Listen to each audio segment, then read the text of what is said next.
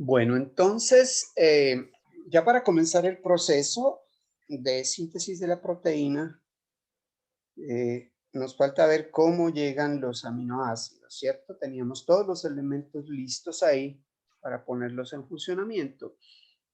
Como en cualquier vía metabólica, todo tiene que ser activado, es decir, hay que cargarlo, hay que gastarse una energía para que quede activado y que se pueda hacer el proceso. Aquí pues el proceso claramente es unir los aminoácidos para formar cadenas polipeptídicas.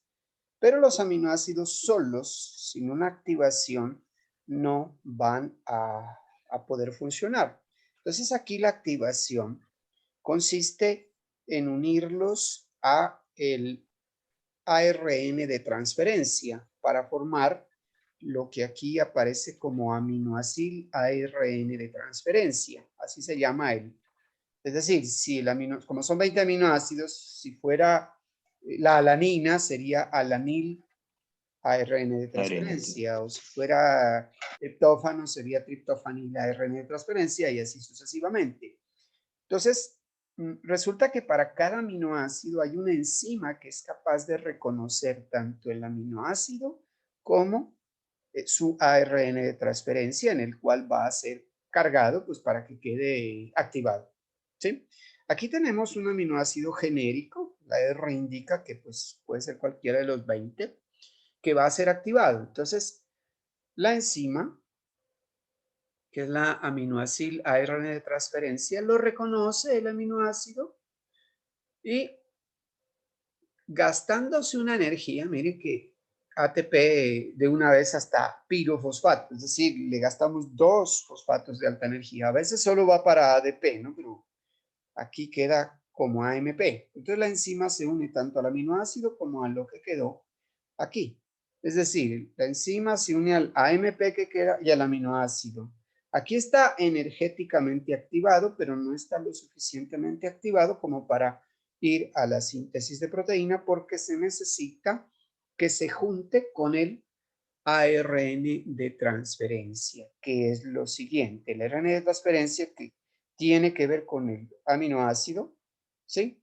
Y produce el aminoácido ARN de transferencia, lo cual pues también nos libera la enzima para que siga activando aminoácidos, pues obviamente el mismo aminoácido, ¿sí? Porque tiene que haber una enzima para cada aminoácido por lo general.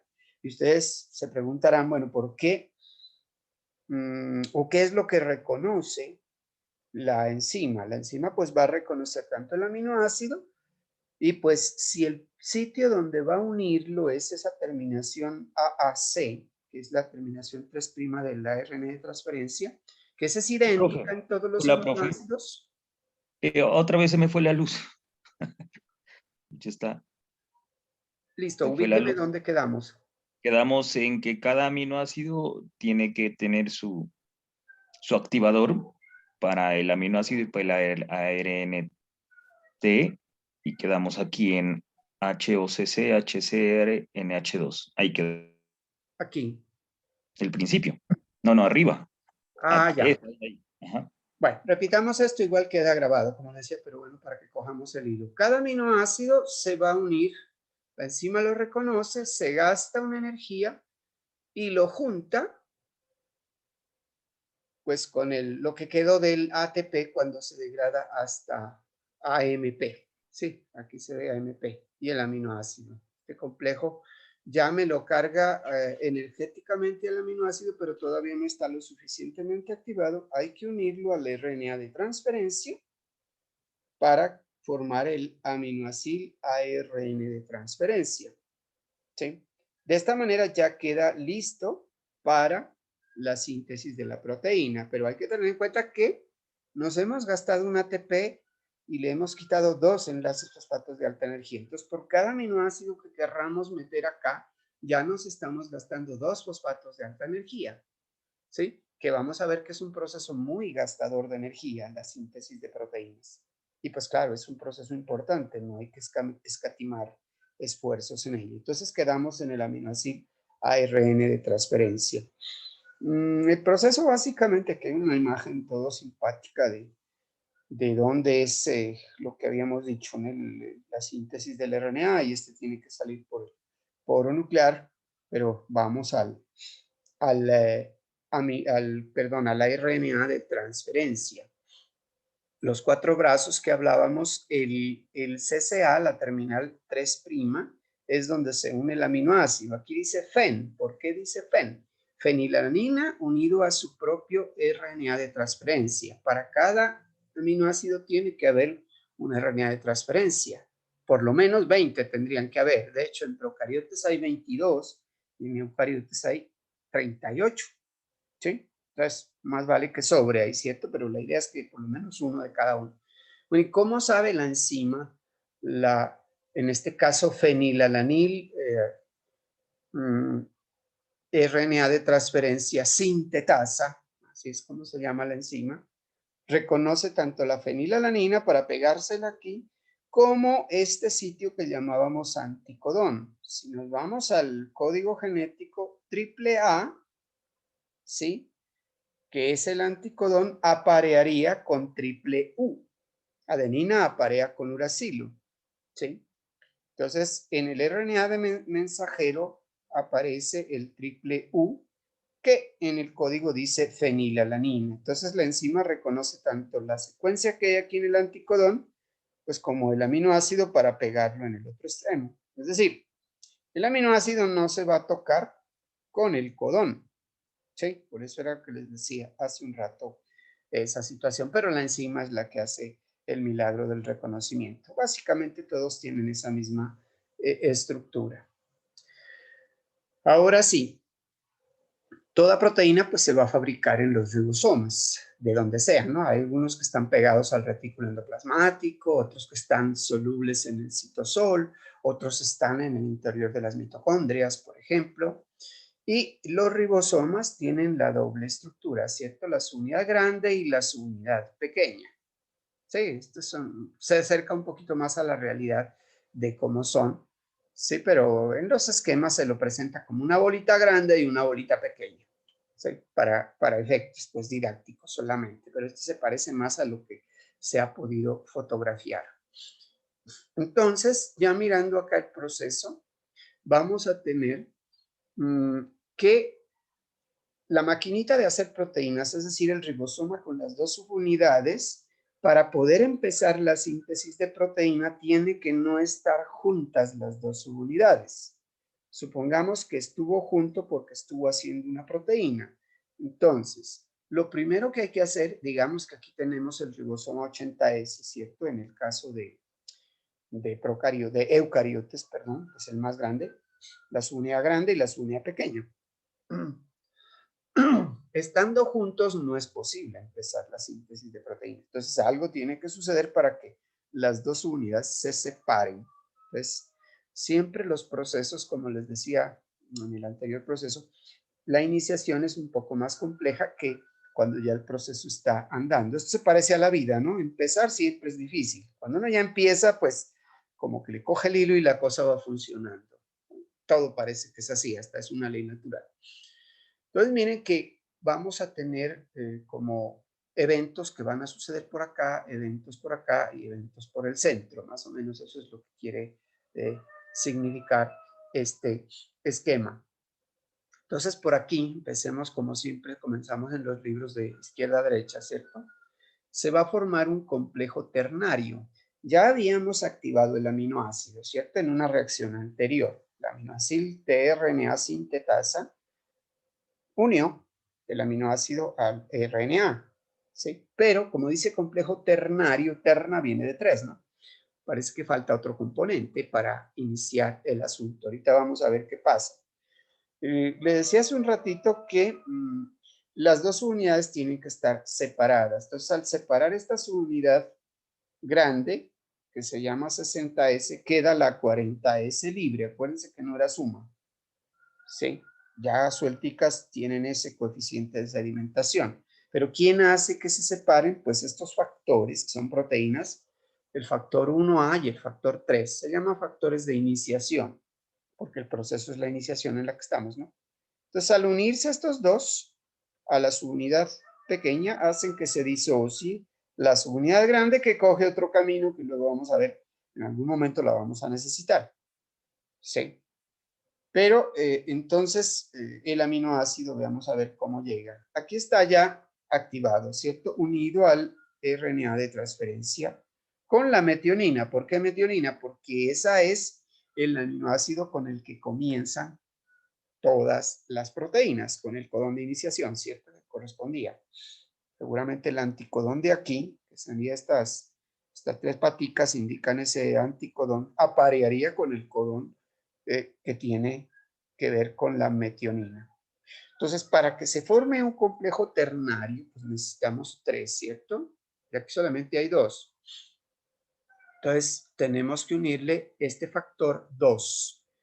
Y bueno, aquí lo que se quiere significar con este reborde un poquito de color, si es que esto lleva algo de energía. En realidad esta energía es un fosfato de alta energía que necesitamos aquí. Ahorita vemos cuál es. Esto ya estaba activado, pero necesitamos ponerle energía para que esto se pueda incorporar al proceso de síntesis de proteína. Okay.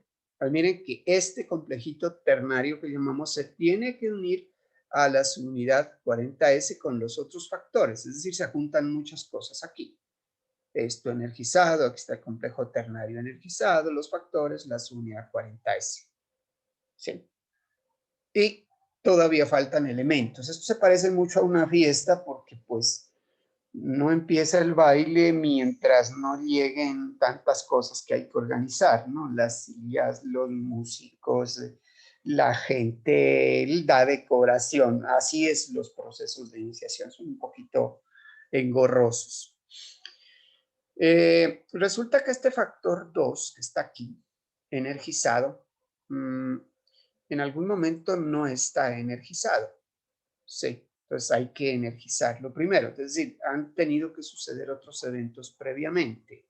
¿Y por qué no estaba energizado? Porque este factor 2, si aquí ustedes se dan cuenta, está unido a este circulito blanco, sí, que es una sin fosfato, es decir, que equivaldría como a GDP, y GTP sería cuando ya está acá como más oscurito. Entonces miren que es el GTP el que dio esa energía, pero al darla quedó como GDP. Aquí hemos gastado un fosfato para energizar ese factor 2 que estaba unido al factor 2B, que tiene muchas cosas. Bueno, todo eso se ha encontrado. Razones debe haber para que eso suceda así, es decir, que no se active directamente, quizás para la eficiencia del proceso, ¿no? Entonces, una vez que GTP se gasta una energía aquí, se activa este factor 2 y eso hace que se libere de este 2B que lo tiene maniatado y así ya se puede unir al aminoácido que viene unido a su RNA de transferencia para poder ir al sitio donde va a iniciar la síntesis de proteínas. ¿Sí? Ahora sí, resulta que para que inicie la síntesis de proteínas, pues se necesita un ARN mensajero, que aquí está. ¿Y por qué yo sé que esto es un ARN mensajero?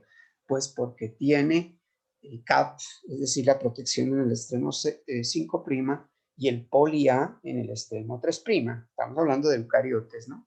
Y obviamente viene con su codón de iniciación, AUG, que es el propio para metionina, ¿cierto? Pero miren que no viene solo. Es decir, viene con esta cosa que dice 4F, factor de iniciación 4F, también con estos factores 4A y 4B. Es decir, el solito no viene, sino que necesita unirse con otros factores para que lo lleven al sitio de inicio de la síntesis de proteínas. Entonces aquí se junta y cuando se junta, pues miren que el 4F ya no queda y estos factores acompañantes también se van. Solo queda el RNA mensajero pues para ser traducido, ¿cierto? Y va a empezar su traducción y en algún momento llega su cola de poli A.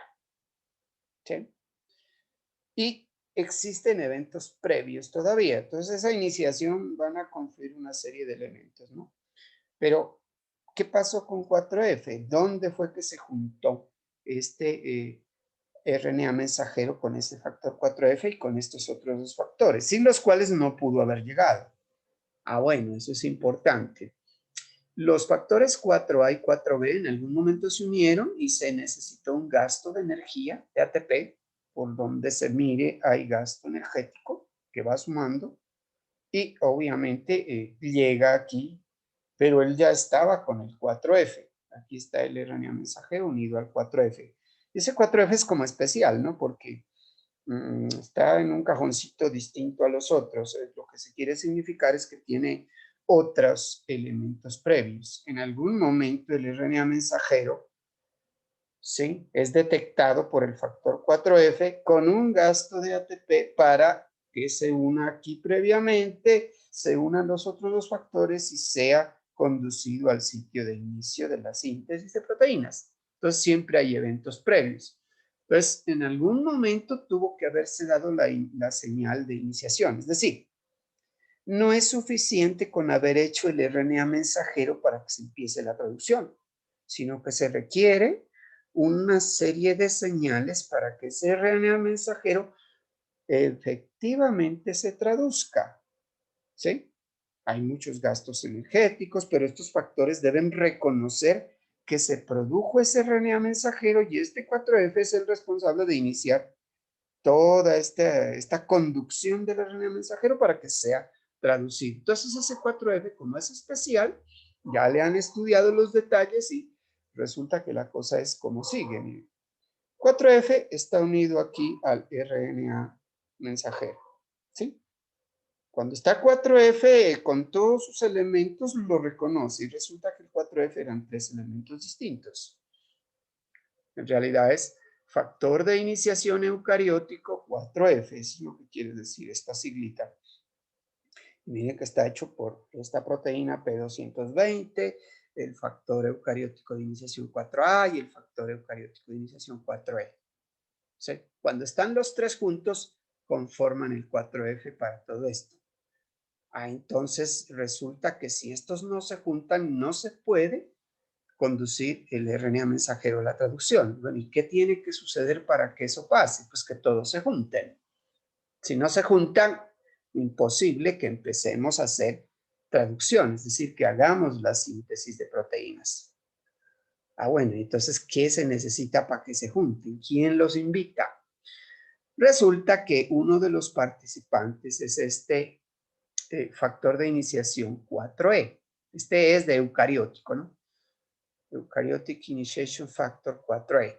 Resulta que este es uno de los elementos. Los dos quisieran juntarse, pero este resulta que permanece unido a una proteína de unión a 4E. Binding protein quiere decir proteína de unión a 4E. Lo tiene como secuestrado, parece que permanentemente, ¿sí?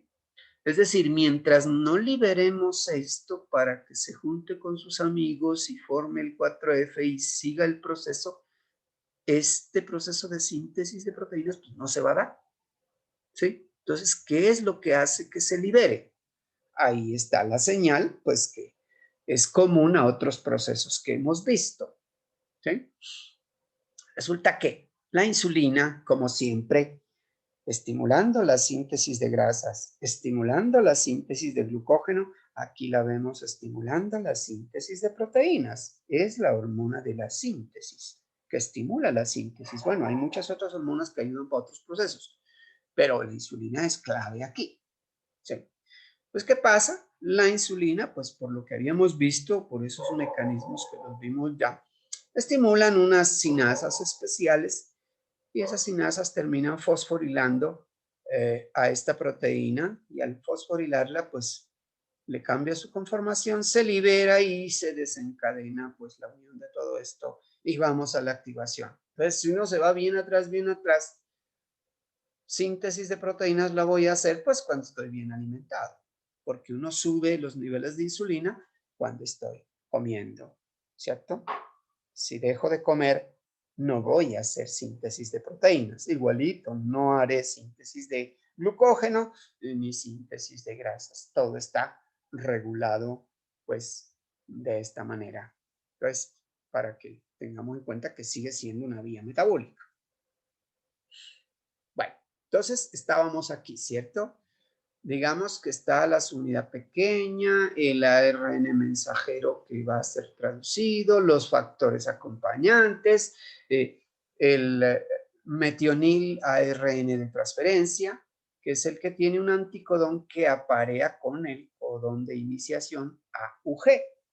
Pero mire que aquí no está junto, es decir, algo tiene que pasar aquí. Resulta que el ribosoma está hecho de proteínas y ARNs con actividades catalíticas y el ribosoma es como un lector de ARN, va a ir caminando hacia acá. En algún momento se va a juntar codón con anticodón porque aparean, por eso el uno se llama codón y el otro anticodón.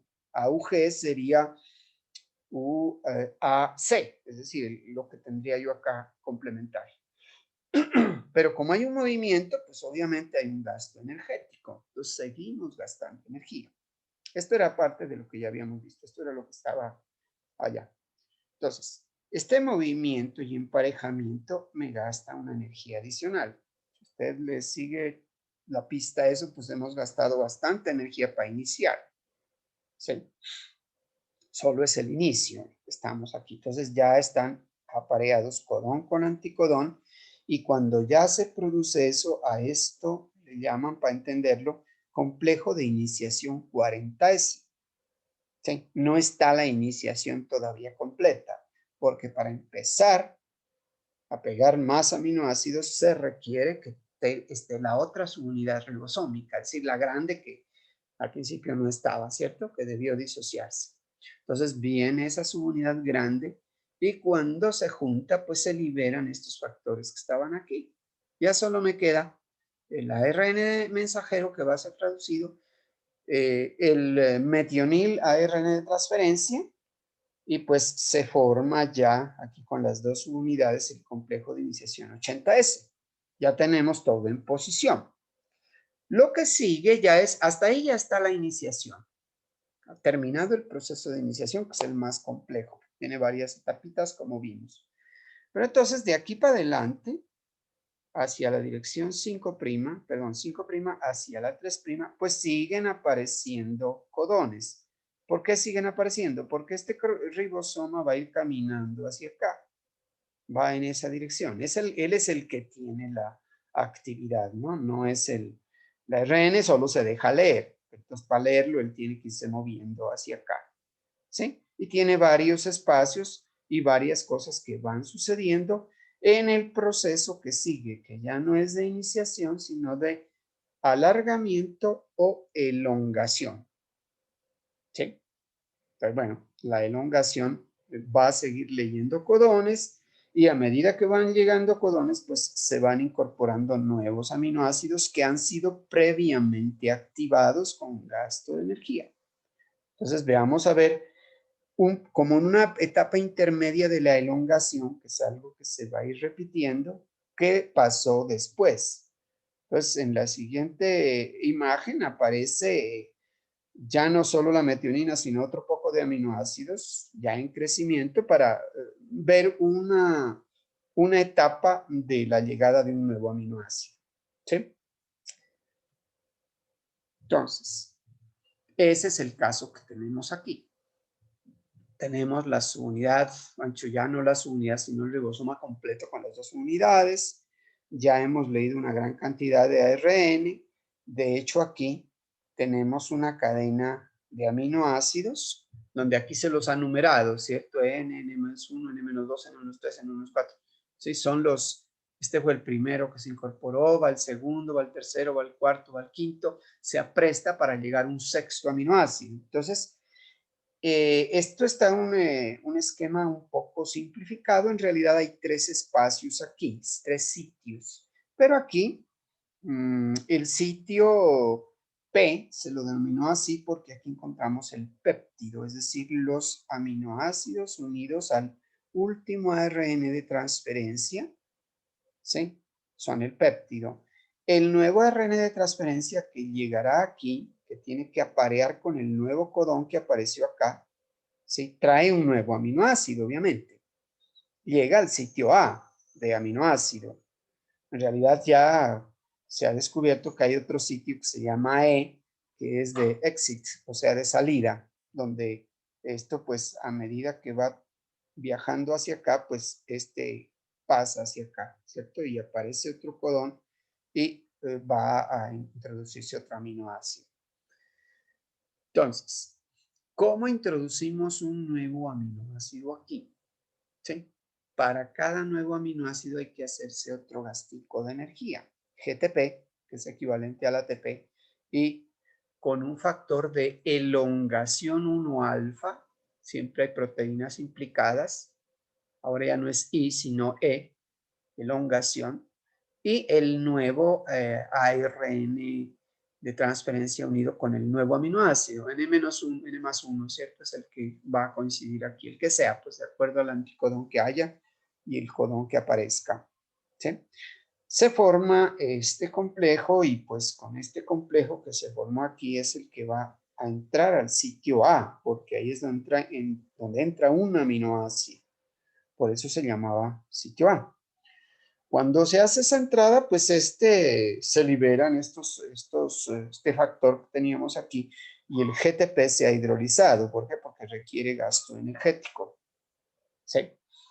Otra cosa interesante aquí es que cuando en el sitio A aparece un nuevo aminoácido correspondiente al nuevo codón, es como una fiesta especial, ¿no? Porque uno cuando va a una fiesta lo que hace es, toca la puerta, le abren, se encuentra con una persona y ésta empieza a relacionarlo con todo el mundo. Pero esto es una fiesta más simpática porque apenas uno llega, todos salen a recibirlo. Eso es lo que indica esta flechita. Entonces, los que estaban en el sitio P, acuérdense que esto se llama sitio P, todos se trasladan al sitio A, ¿sí? Para unirse al nuevo aminoácido. Bueno, el GTP, obviamente, como se hidrolizó, hay que volverlo a activar a expensas de GTP y hay gasto energético. Entonces, miren, ya aquí ya lo recibimos, ¿cierto? Pero se pasó hacia el sitio A. Eso hace que se libere el último RNA al que estaba pegada esta cadenita, ¿sí? Y esto pasa, pues como el ribosoma va viajando hacia acá, esto va hacia el sitio E y pues se libera. Entonces, el ribosoma va a correr.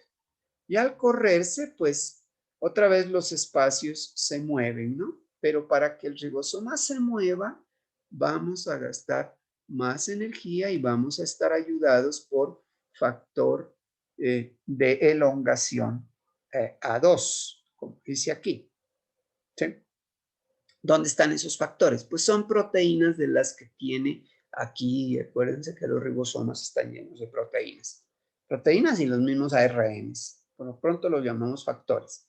Pero entonces el movimiento que hace, pues lógicamente al irse hacia acá, deja libre el sitio A. Y el péptido, ahora un poquito más crecido, se desplaza hacia el sitio P. El anterior codón, pues ya salió. Obviamente primero llegó a ese sitio E, que aquí no está descrito, pero va de salida, ¿cierto? Entonces, si va a llegar un siguiente aminoácido, pues aparece un siguiente codón, ¿no? Entonces, se repetirá el proceso que acabamos de decir y esta cadenita va a saltar a recibir al nuevo aminoácido y así va creciendo. ¿Cómo es la dirección de los procesos? Este es el 5' y acá el 3'. La dirección es 5', 3', como se lee.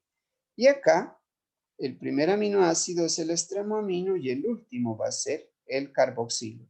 Este proceso de elongación pues sigue corriendo a medida que el ribosoma va leyendo, hasta que encuentre un codón de terminación. Es decir, aquí en este codón aparece un codón de parada. Para ese no hay ningún aminoácido. Entonces, esa ya sería la terminación. La elongación es el proceso más larguito, sí, pero es el más fácil de hacer porque repite, repite y repite. ¿Sí? Y la terminación, pues, es casi que explosiva. Difícil les resultó a los investigadores deducir qué era lo que estaba pasando, porque automáticamente eso parecía como que explotaba y ya quedaba hecha la proteína. Entonces, ¿qué pasaba a la finalización? Pues siempre, ¿no? Los factores que se liberan toca gastarles una activación, ¿sí? Entonces, como se dan cuenta, sintetizar proteína es costoso aquí y pues en la vida real también, ¿cierto? hacer proteína en cualquier animalito que queramos que produzca leche, carne, lo que sea, pues obviamente requiere energía. Si no le doy suficiente energía, pues no va a haber crecimiento. De hecho, pues en los animalitos en crecimiento ellos instintivamente consumen más.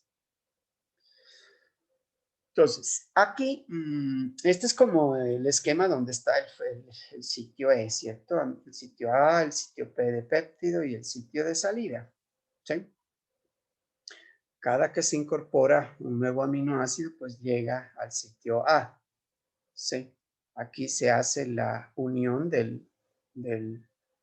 este llega acá, va creciendo y luego se corre hacia acá y luego sale, ¿sí? Esto es lo que se repite en la elongación hasta que llegamos ya al proceso de terminación. Y en el proceso de terminación, resulta que en el sitio A, pues, aparece un codón de terminación. Entonces ya no se puede pegar más. Y ahí, pues, es lo que todavía están investigando. ¿Qué es lo que hizo que se desprendiera todo? Pero como les digo, la cuestión es casi que hasta explosiva. Siempre se ha mirado este proceso en procariotes, ¿no? Que es como más fácil entenderlo, pero igual en eucariotes funciona igual, solo que las moléculas pues tienen más proteínas, más ARNs y es un poquito más grande. Entonces, en algún momento apareció el codón en el sitio A, aquí está el sitio P y acá está el sitio E. En el sitio A aparece uno de los codones de parada, que es en este caso UAG, y ese codón UAG es reconocido por el factor liberador, el releasing factor, como dice ahí. Entonces, pues, no hay ARN que le calce aquí con anticodón, ¿cierto? Ni hay aminoácidos. Entonces, esto es reconocido por este factor y este es el que hace prácticamente el proceso de terminación. Volviendo al esquema que teníamos, ya tenemos una cadena de amino a carboxilo en el sitio P hacia el sitio A, no hay quien llegue, llega el factor liberador que gasta GTP también. Entra, se hidroliza obviamente ese GTP, pero entonces esto es lo que de manera casi que explosiva suelta todo, ¿sí? Las dos unidades, el último RN, la cadena polipeptídica, los factores, el GDP ya hidrolizado. Y obviamente que tienen que hacer su aparición los factores de iniciación si queremos que vuelva a seguir trabajando, porque si estos dos estuvieran juntos, tienen que estar disociadas, ¿no? Se le pegan a los dos factores de iniciación, 3 y 4A, ¿sí? Para que se pueda iniciar la síntesis de una nueva proteína. Sí, entonces es casi que en tiempo medido, pues se ha encontrado que esta etapa es supremamente veloz, por eso era que es difícil saber qué etapas tiene. Pareciera que es una explosión. Yo les había dicho que les iba a pasar, no se los pasé porque pues en el final no les puse preguntas de esto, obviamente, pero ahora sí les paso los videitos de esto que me he gastado pues toda esta tarde en explicarles en videitos que quizás entre los dos que tengo ahí no hacen más que unos 10 minutos. Entonces pueden ver ya en movimiento, ¿sí? Con una explicación pues similar a la que les he estado diciendo. Y básicamente, una vez sabemos cómo es esto, acuérdense que esto comenzó cuando entendimos la relación estructura-función y entendimos que el ADN también es una molécula y que tiene una estructura y que de ella depende la función. Entonces, se tuvo que descubrir la estructura del ADN, ¿sí? Hasta premios Nobel hubo para eso. Y una vez que se conoció esa estructura, pues eso nos dio pie para entender cómo era que funcionaba, hasta llegar a este momento en el cual pues estamos hablando de cosas como ingeniería genética, es decir, manipulación de estos genes para que expresen algunas cosas, o quizás hacer síntesis de nuevos genes, también se está probando, pero más que todo se juega con los genes ya existentes quizás haciendo transferencia de unos organismos a otros para incorporar, por ejemplo, lo más común, por allá en los años 80 ya se empezó a hacer ingeniería genética en una proteína de interés humano, que es la insulina. Ya vimos que la insulina nos está regulando muchos procesos y pues en algunas personas de algunos tipos de diabetes, incluso en animales también sucede. ¿Sí? No se produce suficiente, entonces hay gente que es dependiente de insulina. Entonces lo que se hizo fue extractar la información genética, es decir, el gen de la proinsulina humana, y se hizo una transfección, así es el término técnico, a bacterias. Entonces ya en cultivos bacterianos tenemos que pueden producir insulina humana, muy barata y exactamente humana. ¿Por qué recalco las dos cosas?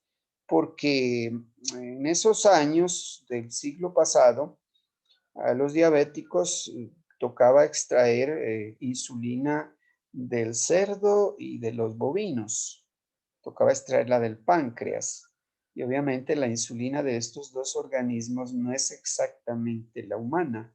Entonces, hay muchos individuos que generan reacciones alérgicas, por lo que es extraño ese material.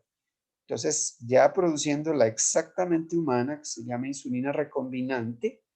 ¿Y por qué recombinante? Porque hemos hecho como justamente eso, combinar o recombinar mejor la información genética de la bacteria con la del humano. Y bueno, tenemos ya una proteína que no genera ese problema. Entonces, hoy en día ser diabético ya no es tan costoso como en esos tiempos. Y así como se ha hecho con la insulina, pues se ha hecho con muchas otras proteínas y con las características derivadas de allí. Pues es algo que está en crecimiento gracias a que ahora ya tenemos la secuencia completa de los genomas de muchos organismos. El del humano, el famoso genoma humano, por ahí en el 2002 ya se tenía completa la secuencia, pero antes de eso ya se tenía la del ratón, la de la mosquita drosófila, la de la E. coli y de muchos organismos. Yo creo que eso se va completando poco a poco. Creo que de caballo ya está, de bovinos, de muchos animalitos, donde pues tenemos esas secuencias, sabemos cuáles son los planos de los organismos vivos por las técnicas de ADN recombinante, ¿sí? Que pues exceden los límites del curso que hicimos, porque eso es más que todo biología molecular, pero de todas maneras eso nos muestra que existe la posibilidad de hacer cambios en el genoma de los organismos, pues para algún beneficio que queramos, algún interés médico o productivo. De hecho, más se ha hecho, ha habido más éxito en lo productivo.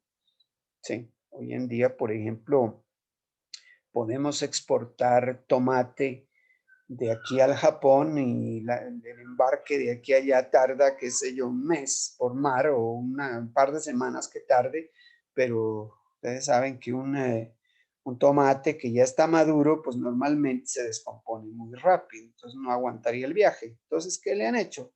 Simplemente lo que han hecho es eh, regular la expresión de la maduración del tomate para que en esas 2 semanas, pues, que dura el trayecto, se haga tan lento que es como si hubiera transcurrido un mediodía solamente y el producto llegue en buenas condiciones allá y se han hecho para muchas cosas. Entonces, a raíz de conocer esta cajita de Pandora, que es nuestro genoma y el de otros organismos, ¿sí?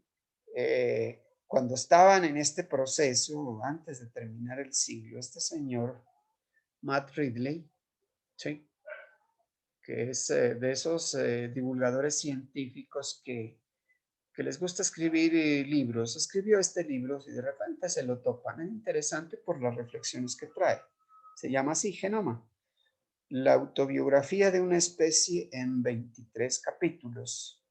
Los 23 capítulos obviamente se refiere a los 23 cromosomas que tenemos los humanos. La reflexión aquí está hecha para humanos, obviamente, pero son principios que pueden darnos darnos interesantes reflexiones sobre todo lo que se puede hacer con los demás organismos vivos. Entonces, este señor, en ese tiempo, pues, creo que ustedes han mirado a veces, hay movimientos sociales que se oponen a esto de la manipulación genética, movimientos religiosos, de todo tipo hay, ¿sí?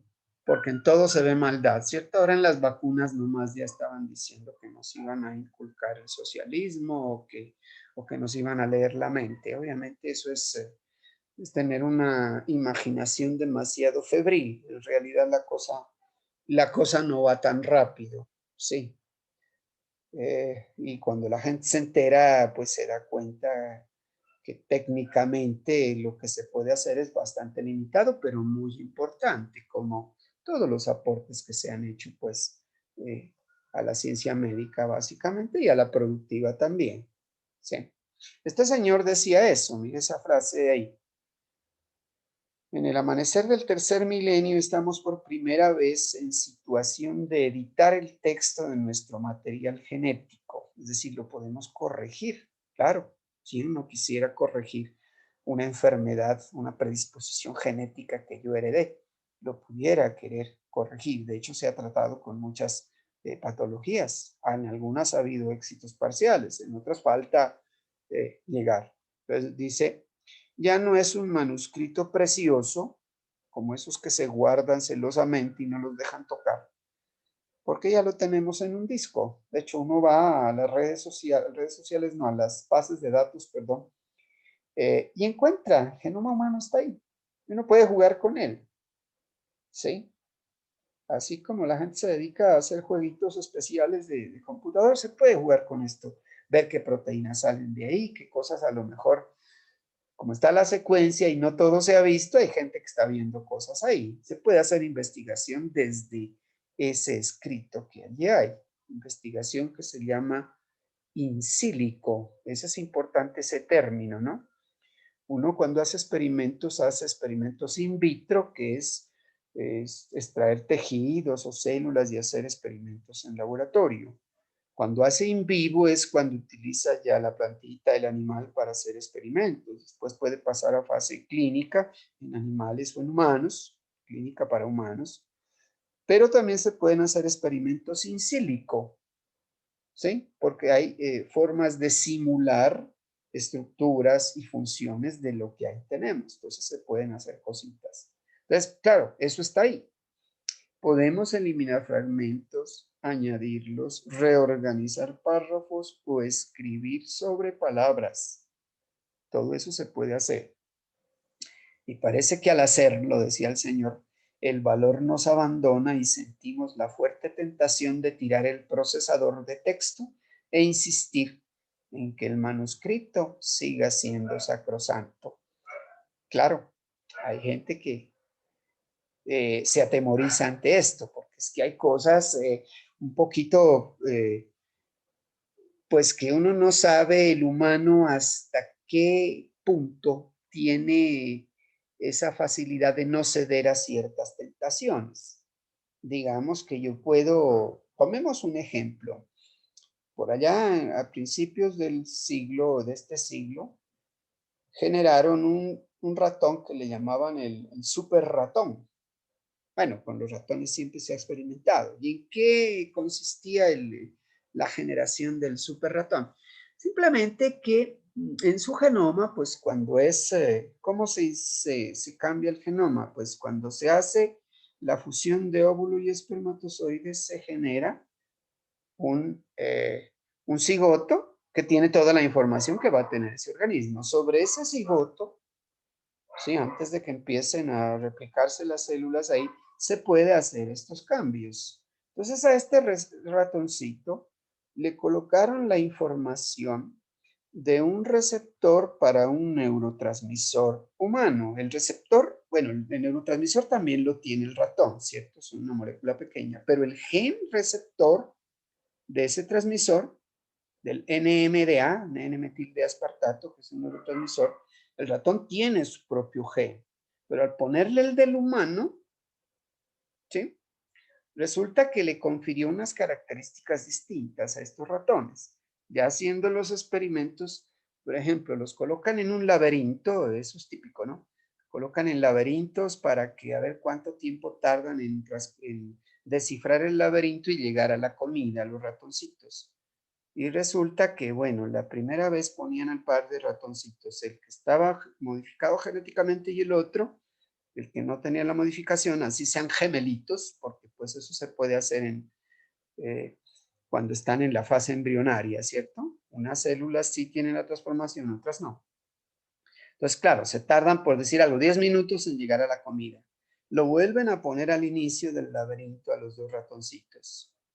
Y resulta que el ratoncito que no tiene la modificación, bueno, ya no se tarda 10 minutos, sino 5, porque ya más o menos sabe cuál es el camino. Pero el que fue transformado no vaciló, no se puso a dar vueltas y en menos de un minuto llegó.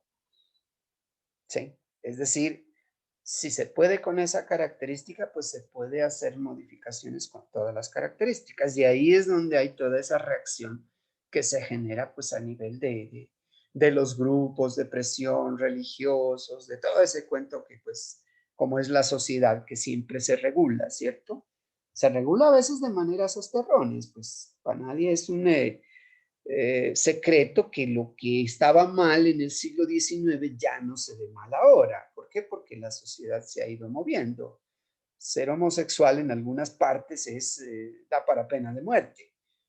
Y pues en la sociedad occidental más desarrollada, pues ya no. Entonces, pues son cosas que tienen que ver básicamente con esa situación.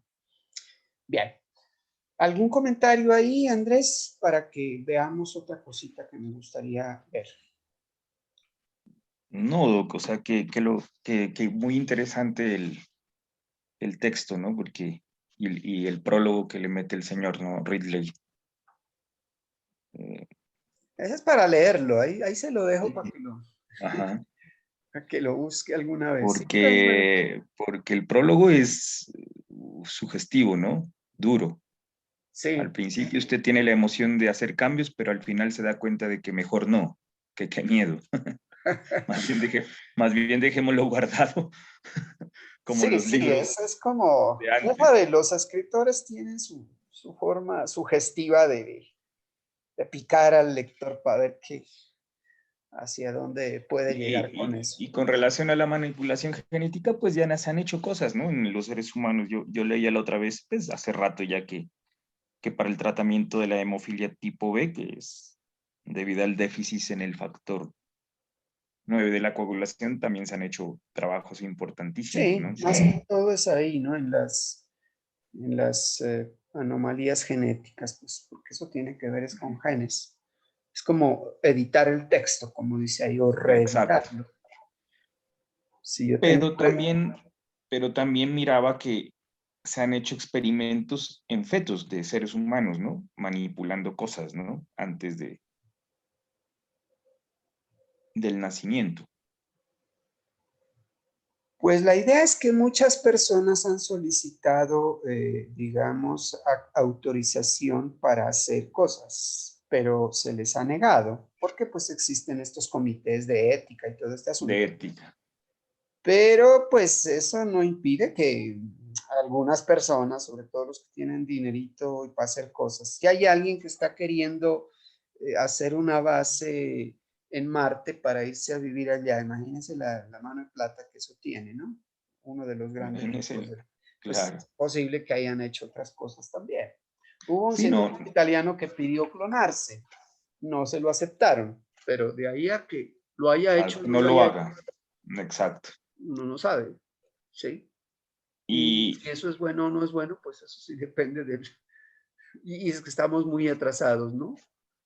Porque a veces hay cosas buenas a las que siempre la gente se opone. En realidad, históricamente siempre ha habido oposición a las ideas nuevas, pero pasan los siglos y pasan los años y resulta que lo que era malo en alguna época resulta que pudo ser beneficioso.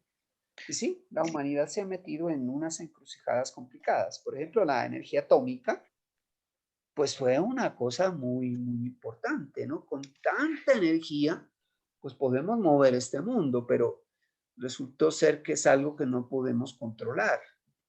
en el momento en que la especie humana se extinga, que eso inevitablemente va a suceder, los reactores nucleares que tenemos encendidos explotarán y acabarán con todo lo que reste. Es decir, la vida en el planeta depende ya de nosotros, de nuestra supervivencia. Cuando nos vayamos, no va a haber quien controle. Eso necesita refrigeración continua y voluntad humana ahí. Y si no hay una especie que coja el mando ahí, que sepa qué hay que hacer, pues va a haber lío. Así nos hemos metido en cosas, ¿no? Por citar un ejemplo. Y esto pues tiene sus ventajas, pero ahí es donde uno dice, qué tan sensatos somos, ¿no? No sé si usted ha leído algo de Carl Sagan, del astrónomo, No, Doc. el de Cosmos. Había un programa en televisión, se llamaba Sí. Cosmos. Cosmos. Él hizo una serie de predicciones, pues cuando estaba vivo, y de hecho muchas se han cumplido, ¿no? Por ejemplo, eso de que todas las estrellas tenían planetas que eran soles con sistemas solares y planetas. Eso ya se descubrió después que él se murió, porque ya pusieron un telescopio en órbita que pudo ver esas cosas. Y ahorita están buscando es qué planetas tienen características que puedan de pronto albergar vida y todo el asunto. Bueno, esa era una de tantas, pero él en una de las cosas que hacía un cálculo de entre todo el número de estrellas que se ve, galaxias y todo esto, hacía el cálculo del número de civilizaciones avanzadas que podía haber en el universo. Un cálculo muy bien ponderado, muy bien pensado. El tipo un sabio, pues. Y resulta que son muchas, pero en el cálculo también él le mete una variable a esa ecuación donde divide a esas civilizaciones entre las que están lo suficientemente avanzadas como para no autodestruirse y las que no tienen suficiente avance, que están condenadas hacia la autodestrucción. Todo apunta a entender que la raza humana, la especie humana, es una de estas civilizaciones que tiende a la autodestrucción. Lo estamos viendo y se ha ido acumulando por la contaminación, por toda esa, digamos, incomprensión de que el planeta tiene, digamos, unos recursos limitados, pero la ambición del humano es ilimitada. Entonces son dos cosas incompatibles. En algún momento esto tiene que parar. Y si no para por nuestra voluntad, son las leyes naturales las que nos van a detener. Entonces, pues, problemas que nos llevamos por delante en muchas otras especies. De hecho, la especie humana ha extinguido demasiadas especies. La tasa desde que somos civilizados, quizás desde la revolución industrial, hemos velozmente extinguido muchas más especies comparativamente como cuando no éramos tan civilizados. Entonces, pues, es otra cosa que da para pensar. Eso está en el libro Cosmos. El programa se llamaba Cosmos también. Cosmos, sí. Programa de televisión. De hecho, un discípulo de él, que ahora ya es adulto, ha hecho una nueva versión de ese Cosmos, pues ya con las cosas más actualizadas. Este se llama Neil deGrasse Tyson, por si lo quiere ver. Son emocionantes sus capítulos. Mejores imágenes, pues. La imagen Claro, del más. siglo XXI y Exacto. información nueva. Entonces, pero las reflexiones, pues sí son parecidas porque este señor es discípulo de él, ¿no? Neil deGrasse Tyson. Es un tipo interesante, de los interesantes que hay en este momento. Todavía está vivo él. Y bueno, esa es la situación que hay allí, ¿no? Profe, pero Reflexiones que nos con, quedan. con, con relación a las mutaciones, por ejemplo, ¿se puede dar mutaciones que eleven de cierta forma aptitudes o destrezas en los seres humanos?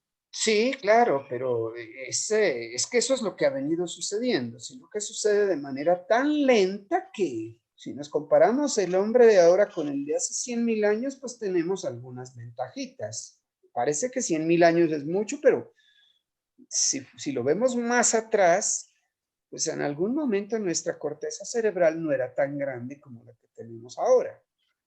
Sí, ya nos vamos a unos cuantos cientos de millones de años, pues hasta donde hemos llegado, claro, esas mutaciones se han ido acumulando las beneficiosas, pero es un proceso demasiado lento. la ingeniería genética no tiene que esperar tanto. Por eso pudimos, ¿qué tal si hubiéramos esperado que una bacteria espontáneamente produzca insulina humana? Pues quizás nunca hubiera sucedido, pero eso sucedió en cuestión de meses. ¿Sí? Y sigue, y si ya la bacteria es productora, en cuestión de minutos nos produce lo que queremos. Entonces, sí, la ingeniería genética es eso, es una evolución, pero llevada al máximo de velocidad, una aceleración, y ahí es donde depende de nuestra voluntad, ¿no? Eso. Bueno, reflexiones quedan muchas. Quisiera dejarle una parte final que tiene que ver con la regulación, ¿sí? Ok. Que es obviamente de donde uno ve más posibilidades todavía. Entonces, volviendo al esquema general, en un organismo eucariótico, ¿sí? Aquí tenemos un gen cualquiera, ¿sí? Tenemos muchos genes, pero eh, pongamos veamos a ver, yo creo que esto no lo estoy grabando. Ah, no, sí está grabándose. Bien, un gen cualquiera. ¿Qué tienen los genes? Pues tienen un sitio de inicio de transcripción, unos exones, unos intrones, una poli A al final, es decir, de aquí para acá, una región reguladora, de aquí para acá, perdón, región codificadora y de aquí para acá la región reguladora, las cajas y los otros elementos de respuesta que hay acá. Todos los genes tienen eso en los eucarióticos. Y estamos en el núcleo. Acá tenemos otra parte que es el citoplasma.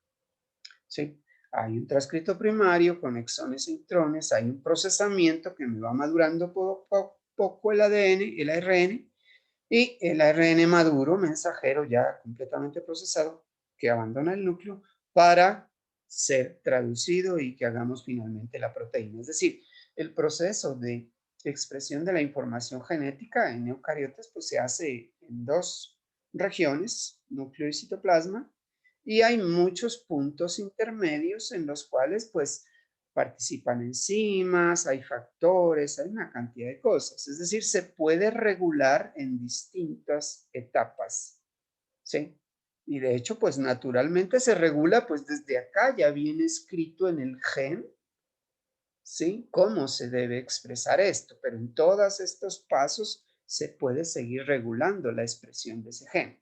Como lo que vamos a obtener es un producto final, que es una proteína, podríamos intervenir para que se produzca más de esa proteína, con lo cual se favorecería cierta característica o se dejaría de producir tanta cantidad de esa proteína, con lo cual a lo mejor se beneficia algún proceso o se enlentece algún proceso indeseable, etcétera.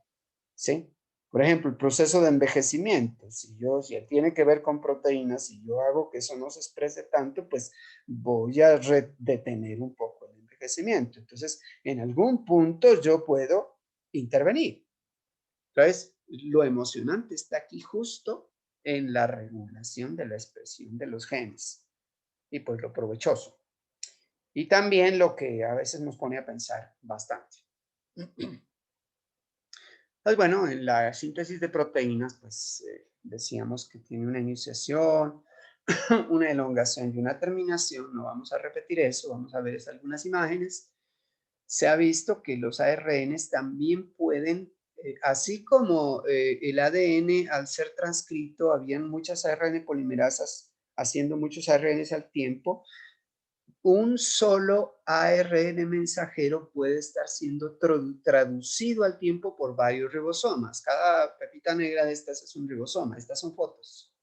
Y aquí se puede ver, ¿sí? Ese ARN que quizás aquí está siendo traducido por un ribosoma. Los ribosomas van corriendo hacia acá. Entre más hayan avanzado, pues la proteína que han construido es más larguita. Pues claro, estos sí son fotos, pues que se ha podido evidenciar de que un solo ARN mensajero está siendo traducido simultáneamente, pues para que el proceso sea más eficiente.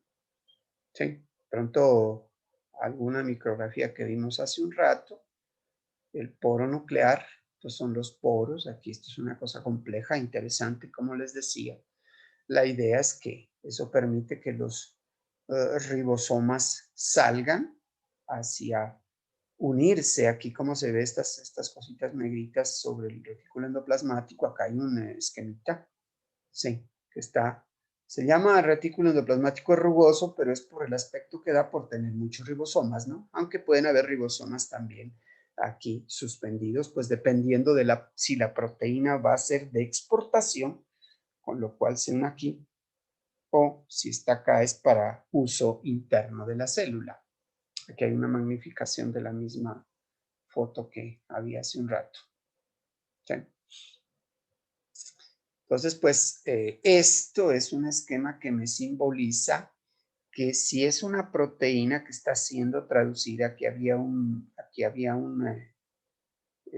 ribosoma, ¿cierto? Traduciendo un RNA mensajero, si está unido a retículo endoplasmático, que es el esquema que tenemos aquí, pues si la proteína está siendo sintetizada y está quedando en el interior del retículo endoplasmático, ¿sí?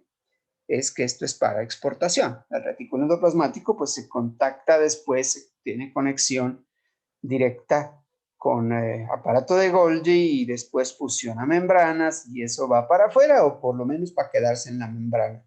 Es distinto que si la proteína se hace acá y se queda acá, porque adentro pues también se necesita. ¿Sí? Entonces hay esquemitas que nos hablan de eso y pues es simplemente para ver el destino de las distintas proteínas. Hay fotos del asunto, es decir, se sabe que eso verdaderamente es así. A ver, esto es importante. Está en inglés, pero vayámoslo traduciendo. Las células no expresan todos sus genes todo el tiempo. ¿Sí? ¿Y qué quiere decir esto? Cada una de nuestras células tiene la misma dotación hereditaria, el mismo ADN. Pero entonces, ¿por qué trabaja distinto la célula del hígado, la del cerebro, la del riñón y bueno, de todos nuestros tejidos?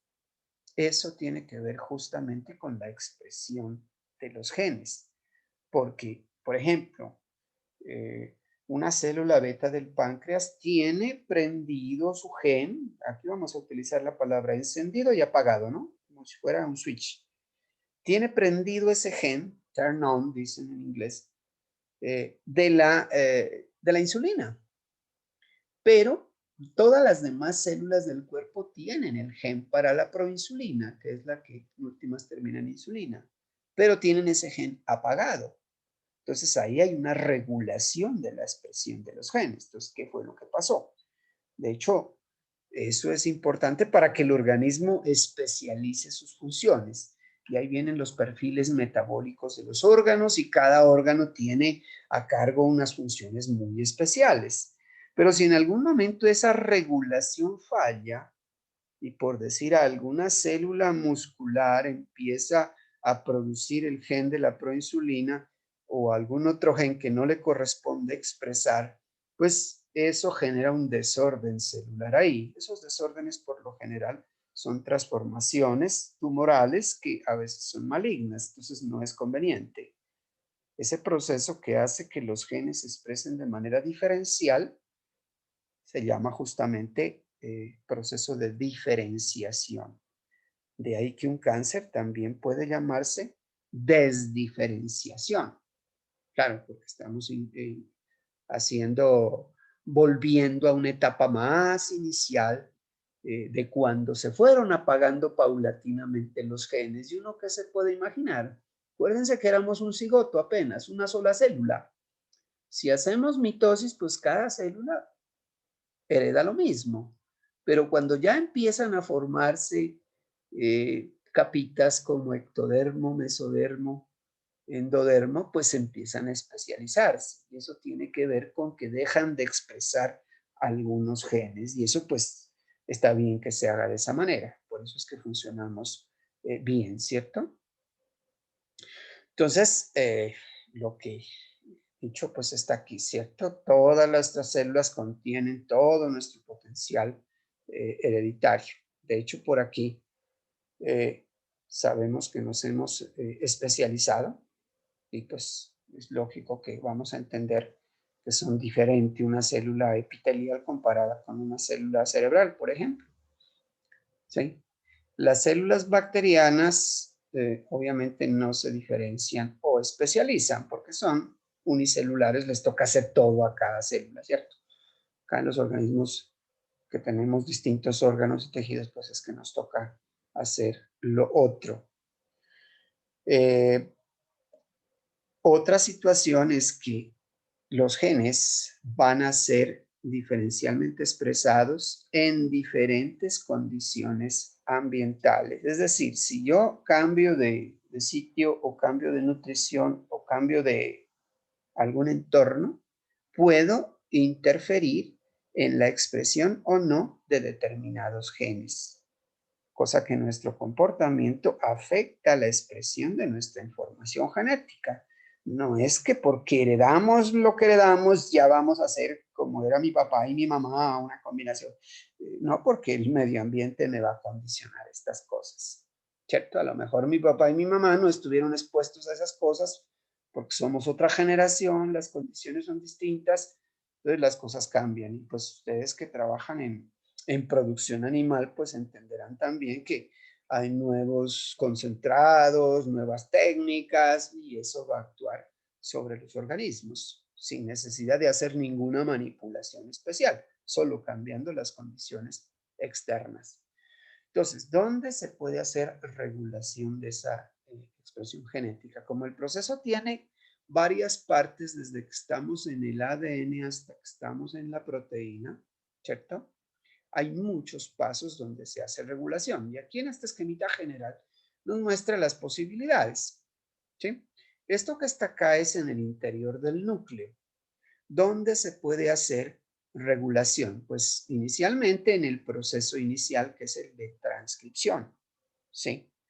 Porque esto me genera un transcrito primario, pero como hay otro proceso que es el de procesamiento del transcrito primario hasta que podamos producir el RNA mensajero, aquí también se puede regular.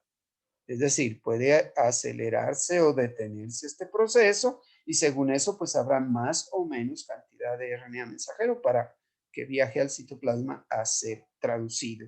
Y pues acá la cosa es como la más severa, ¿no? ¿Inicia o no inicia? ¿O solo inicia en tiempo de sequía? ¿O solo inicia en tiempo de lluvias? ¿O solo si está recibiendo cierto tipo de minerales? ¿O solo si está recibiendo cierto tipo de educación? Y educación no me refiero solo a seres humanos, porque ustedes conocen pues, que uno puede educar animales también. Sí, de hecho hay maestros para animalitos de compañía para que desarrollen ciertas habilidades que si no se las explota, pues no las desarrolla.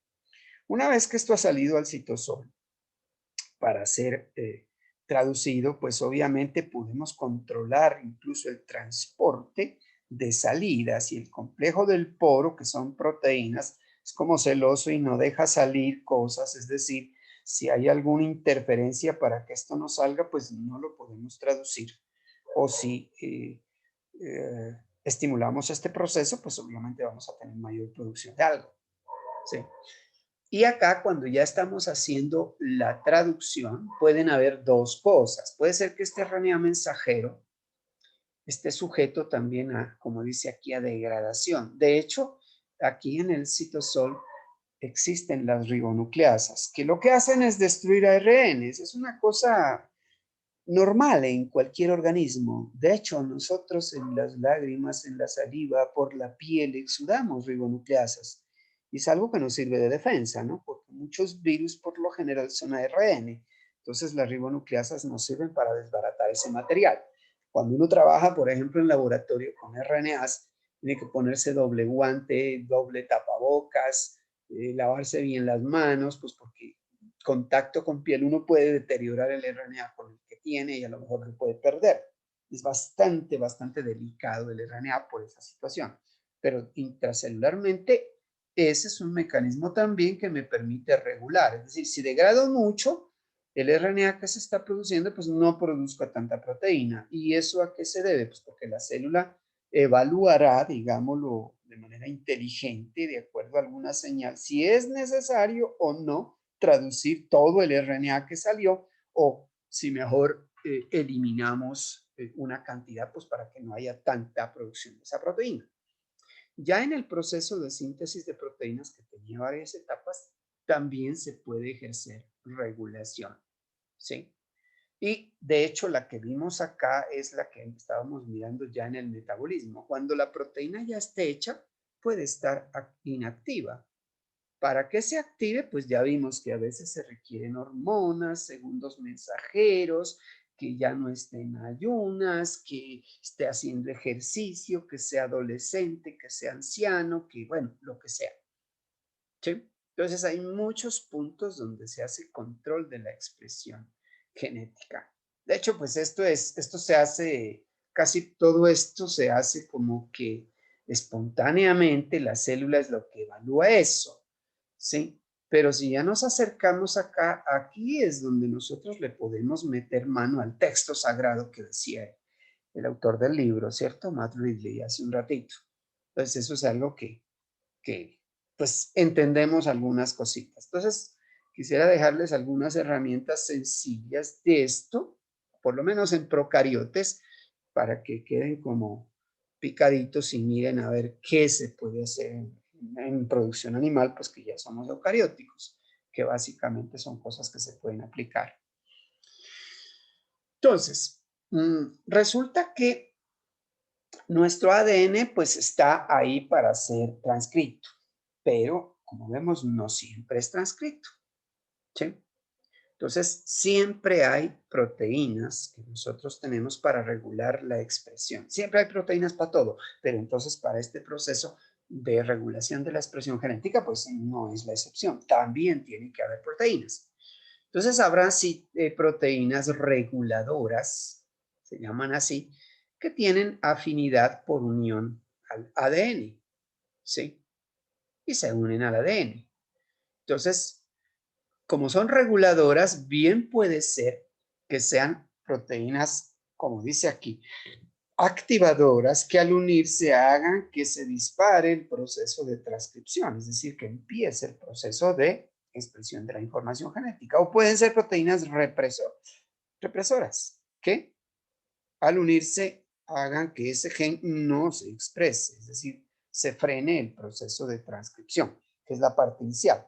Naturalmente esto sucede, pongamos un ejemplo. Cuando el ternero está en el útero todavía, en el vientre materno, pues está recibiendo a través del cordón umbilical todos los nutrientes vía sanguínea. Ahí le llega no solo los nutrientes, le llega la glucosa, por ejemplo, el oxígeno, todas esas cosas que necesita.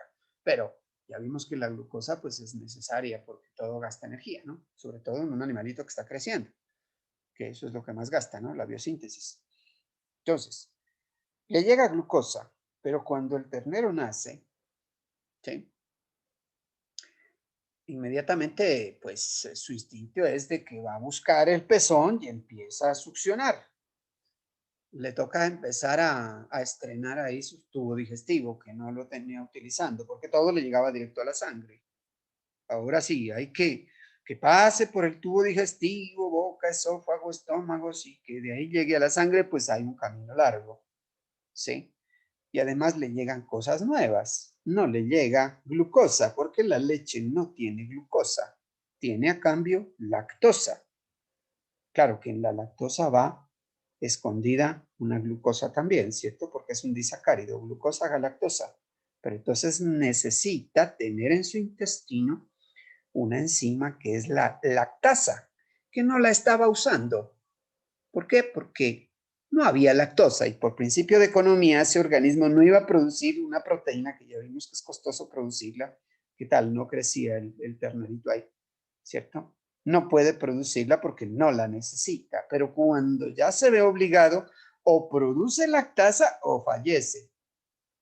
Entonces, resulta que hay que empezar a buscar en el ADN la información para hacer la lactasa, que es la proteína.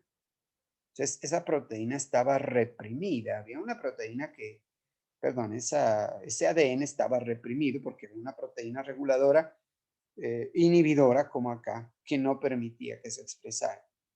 ¿Sí? Pero entonces, ahora sí, para que empiece a expresarse, ¿sí? Se necesita una señal. La señal, pues, fue que llegó la lactosa, ¿cierto? Y claro, se dispara una serie de mecanismos y entonces esa proteína represora va a quitársele de ahí al ADN y ya empieza la transcripción del ADN para hacer la lactasa. ¿Sí? Naturalmente esto está sucediendo. De tal manera que quizás, y sucede en los humanos también.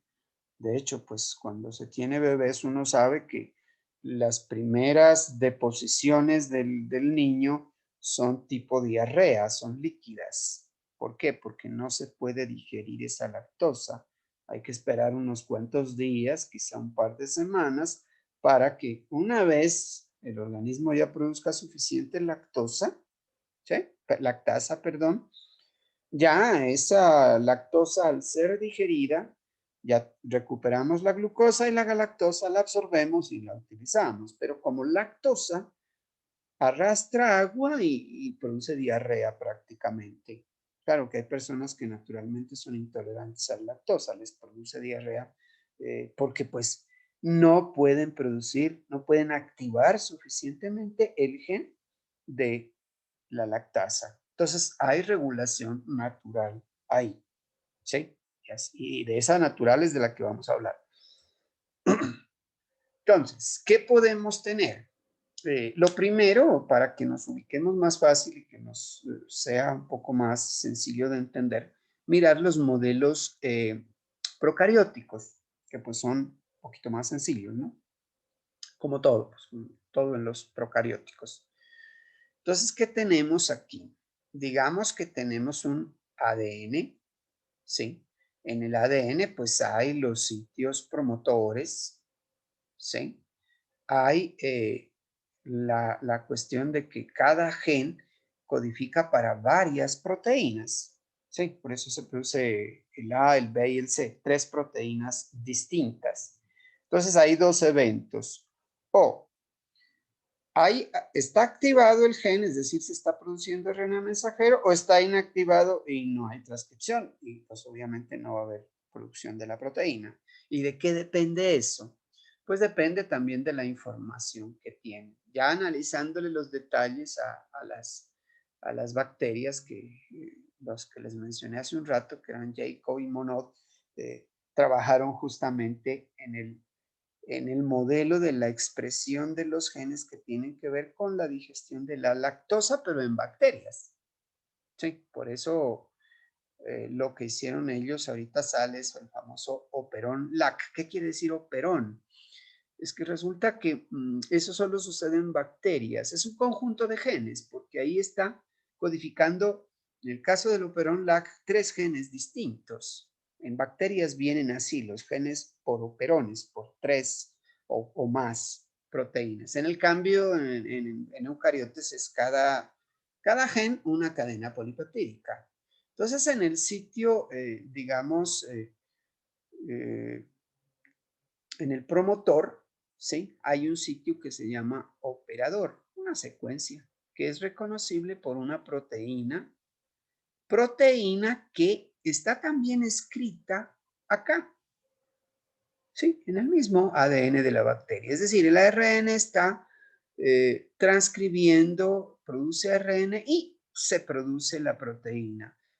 Si esto sucede, si esta produce, si esta proteína se produce, se llama proteína represora, se une al sitio operador y al estar unida a la proteína represora, cuando queremos transcribir estos, no se transcriben y sucede lo de acá.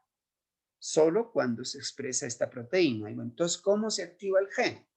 Para activar el gen, lo que hay que hacer es que aparezca en el medio, mira que es el medio ambiente el que ocasiona esto, un inductor, es decir, una sustancia que se una al represor para que ese represor así no se una acá a interferir la transcripción de todos estos genes. Bueno, y ese misterioso inductor, ¿de dónde vino?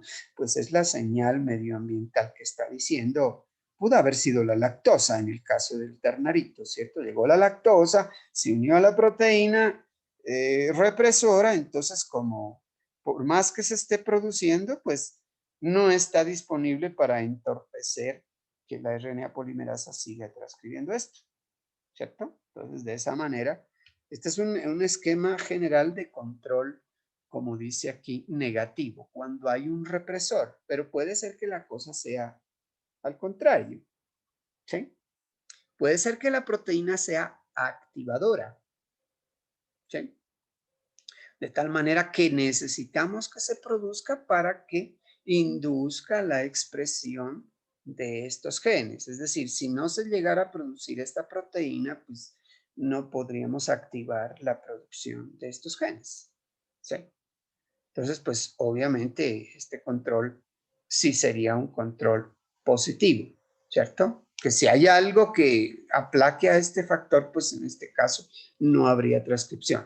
Se ha visto pues en distintos genes que es así, pero entonces veamos un ejemplo específico que es el que les dio el premio Nobel a estos dos señores, a François Jacob y a Jake Monod. De hecho, pues como Monod, ellos ya fallecieron, creo. Ahorita en Francia, en París, existe el Instituto Jake Monod, una universidad, pues, donde ya mucha gente ha ido a hacer sus doctorados y sus cosas por allá. Tiene que ver con este asunto de la biología molecular. Entonces, ¿cómo es la estructura de ese, lo llamaron así, el operón LAC, el operón de lactosa para bacterias? ¿Qué encontraron ellos allí? En ese operón había tres genes, el gen Z, el gen Y y el gen A, en el ADN de la bacteria. Aquí está el sitio promotor, pues como siempre hay un promotor, ¿cierto? Solo que hay un sitio dentro del promotor que se llama el operador, como les decía. Entonces, normalmente es que si esto se está expresando, pues vamos a producir las tres proteínas, la proteína derivada del gen Z, la proteína derivada del gen Y y la proteína derivada del gen A. ¿Y para qué proteínas son esas? Pues de la Z está la beta-galactosidasa, que es la que rompe el enlace glucosa-galactosa, ¿cierto? La que degrada la lactosa. Entonces, ¿para qué queremos estas otras proteínas? Pues las bacterias las necesitan porque son funciones relacionadas. Si yo pongo un cultivo de bacterias a crecer y, pues le doy lactosa, pues está bien que pueda usar la lactosa, entonces le podría activar la producción de este gen. Pero si esa lactosa no puede entrar a la célula, pues no sirve de nada. Entonces también se genera una proteína de membrana de la bacteria que se llama permeasa, que permite entrar esa lactosa hacia la bacteria, ¿sí? Y otra de las proteínas que se requiere para estos procesos es una transacetilasa, ¿sí? Entonces los tres están en función relacionada y eso fue lo que observaron en otros operones.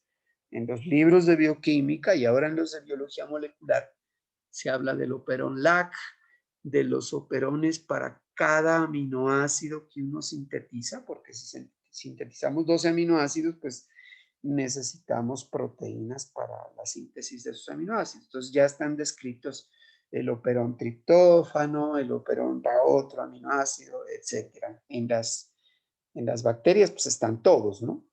Sí, porque pues las bacterias pueden hacer todos los aminoácidos. Aquí está pues a lo que corresponde, ¿cierto? El promotor, el operador y los genes para lo que el rol biológico que desempeña. Entonces veamos cómo es el asunto para tener un poquito de idea de este asunto. Aquí está la lactosa, ¿cierto? Tiene una unión de una galactosa y una glucosa, un enlace beta 1,4. La beta-galactosidasa las rompe y libera galactosa y glucosa. Eso pues es lo que libera estas dos azúcares que empiezan a hacer glucólisis, porque la exocinasa los reconoce a los dos. ¿Sí? Este compuesto es como lo que ellos utilizaron experimentalmente. Esta es una galactosa, pero modificada, pues porque siempre hacen modificaciones para poder hacer los experimentos. Le llaman IPTG. Es como un inductor aquí. Si le ponemos esto a las bacterias, le disparamos la activación del gen. Entonces, pues es necesario eso. Entonces, ¿qué tenemos aquí? Los 3 genes del operón, y acá tenemos el gen I, que sería el gen inductor. Es en el mismo ADN. Este punto suspensivo quiere decir que está un poquito más atrás. No es más. La idea es que si esto se expresa, que está constitutivamente expresándose, esa palabra constitutivamente se usa mucho, quiere decir que siempre se está expresando, porque hay genes que son así, ¿no? En las células. Constitutivamente quiere decir todo el tiempo se están expresando. En cambio, los que no se expresan constitutivamente son los que a veces están expresándose y a veces no. A esos no se llaman genes constitutivos, sino genes inducibles, como el caso de los genes de aquí del operón lactosa. Entonces, pues, esta proteína, este gen I, genera el represor LAC, es una proteína represora. Entonces, aquí en el genotipo, pues, tendríamos expresándose todos los genes, supuestamente, no es el genotipo, es decir, la dotación genética que ellos tienen. Pero si este es positivo, pues obviamente va a pasar lo siguiente, ¿sí? Se genera el represor, porque primero va el ARN, después la proteína, se configura la proteína y como es un represor, se une al locus operador y la RNA polimerasa cuando quiere transcribir, pues obviamente no puede. ¿Por qué? Porque está unido aquí el represor. Entonces, tendríamos que inducir la expresión de estos genes haciéndole algo a este represor y eso fue lo que ellos encontraron, que la lactosa en el medio, al unirse a la proteína represora, aunque ellos usaban el IPTG, el isopropiltiogalactósido, que es similar a la lactosa, pues al unirse a la proteína represora, pues le cambia la conformación y esto se suelta. Y en ese caso, pues la RNA polimerasa no tiene trabas y sigue sintetizando. Produce los 3 genes, produce las 3 proteínas que van a servir para degradar esa lactosa que está llegando. Entonces, pues eso fue parte de lo que ellos descubrieron. Entonces, ya estamos viendo cómo se puede regular ese asunto. Obviamente, a ver, pasemos acá. Porque hay en la estructura, pues el represor es el que se estaba uniendo acá. Pero entonces resulta que si a la bacteria le ponemos lactosa, pero también le ponemos glucosa, pues como la glucosa es el combustible preferido, va a preferir usar glucosa y no lactosa. Entonces, ni para qué se gasta en poner a hacer todo este poco de expresión. Ya vimos lo costoso que es eso. Entonces, no se podría hacer ese proceso si hay glucosa presente, ¿cierto? Que sería este caso. Si hay glucosa presente, pues uno de los catabolitos de la glucosa se une a este represor por catabolito, de tal manera que el represor sí se puede unir a la lactosa y este pues obviamente va a permitir que se expresen los genes, ¿sí? Pero cuando hay glucosa presente, pues no se va a expresar demasiada cantidad, ¿cierto? Porque aquí hay esta interferencia con este otro represor. Pero si no hay glucosa, ¿sí? Entonces, esta proteína se une aquí y estimula ahora sí la expresión en gran cantidad de este ARN mensajero, pues para las distintas proteínas. Pues claro, ellos hicieron hasta los experimentos, aquí se ve en este, sí, cuando tenía glucosa, ¿cierto? Este es tiempo, miran pues la reproducción de la célula, ¿cierto? Y cuando le quiten la glucosa, ¿sí? Pues obviamente parece que hay un tiempo en que mueren, pareciera, algunas bacterias. Esto es reproducción de bacterianas. En algún momento a las que sobrevivieron y se pudieron adaptar, empiezan a reproducirse muy bien en presencia de lactosa, ¿sí? Pero pueden hacer el cambio.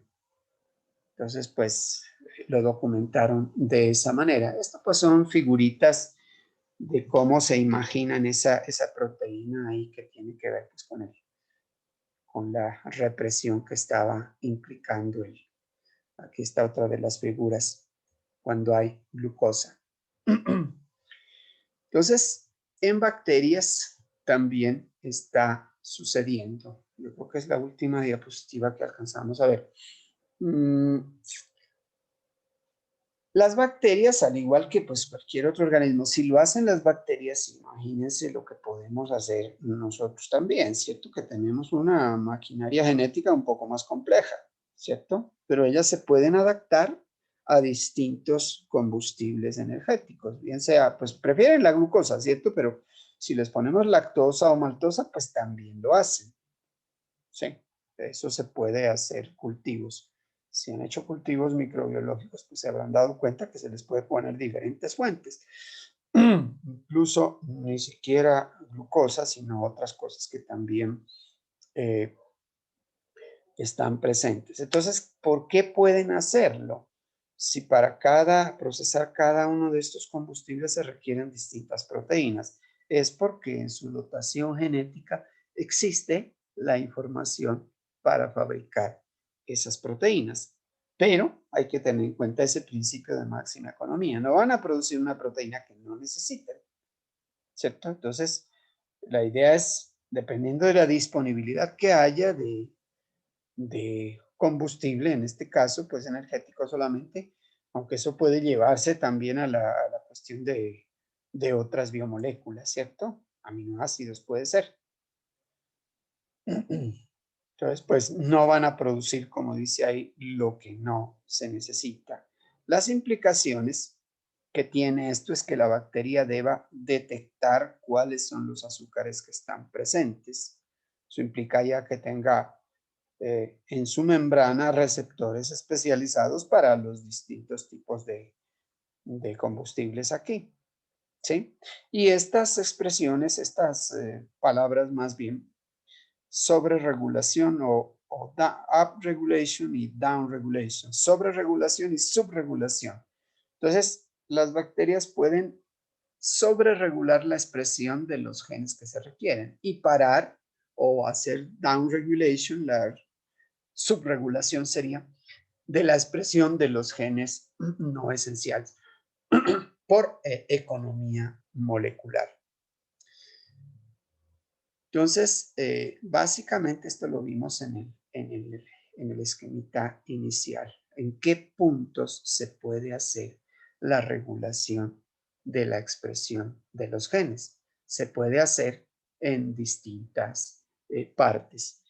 Entonces, pues, aunque la cosa es muy sencilla a nivel de operones, pues eso nos dio la idea de que en genes eucarióticos, como existen muchos más elementos regulatorios, pues conociéndolos más íntimamente, se puede, digamos, expresar más o menos sin necesidad de hacer manipulación genética, sino incidiendo, en este caso en las bacterias, por el tipo de nutriente que se les esté adicionando, ¿sí? Lo cual pues también es obviamente trabaja en producción animal, ¿sí? O de plantas o de lo que ustedes estén interesados. Pues no hay necesidad de recurrir a eso, pero ya que existe, también es posible que podemos hacer quizás organismos más eficientes, ¿sí? Porque de hecho hay organismos que son más eficientes en ciertas cosas que otros organismos. A mí se me imagina, por ejemplo, en este momento de tantas cosas que uno lee, el músculo de nuestros primates más cercanos, que son los chimpancés. Sí, es mucho más fuerte, un chimpancé es mucho más fuerte que un humano. Un brazo de chimpancé hace más fuerza. ¿Y cómo es?